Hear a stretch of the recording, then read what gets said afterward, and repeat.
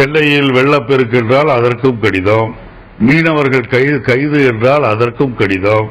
இப்படி எல்லாவற்றிற்கும் கடிதம் எழுதுவதோடு கடமை தீர்ந்து விட்டது என்று நினைக்கின்றார். ஜெயலலிதா அவர்களை பொறுத்தவரையில் பாராளுமன்றத்தில் அதிமுகவிற்கு லோக்சபாவில் 37 பேரும் அதேபோல் ராஜ்யசபாவில் குறிப்பிடத்தக்க எம்பிகளும் இருக்கின்றார்கள்.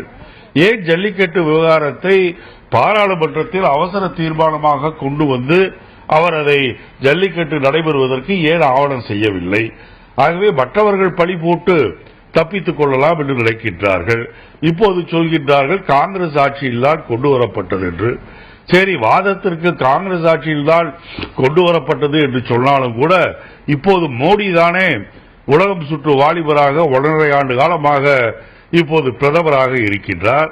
பாரதிய ஜனதா கட்சி தானே பாராளுமன்றத்திலே அரசாளுகின்ற கட்சியாக இருக்கின்றது. ஏன் இந்த 1.5 ஆண்டு காலத்திற்குள் அவர்கள் ஜல்லிக்கட்டுக்கு அனுமதி தரவில்லை? ஆகவே இது தங்கள் மீது குற்றத்தை, குறையை, தவறை வைத்துக் கொண்டு அவர்கள் இருக்கும்போது செய்தார்கள் என்று காங்கிரஸை குறை கூறுவது சரியல்ல.